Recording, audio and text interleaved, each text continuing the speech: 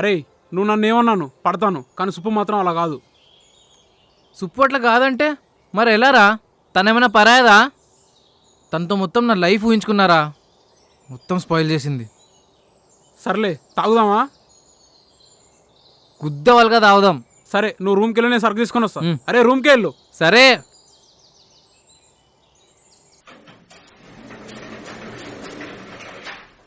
ఏంటి వెళ్ళిపోతున్నావా?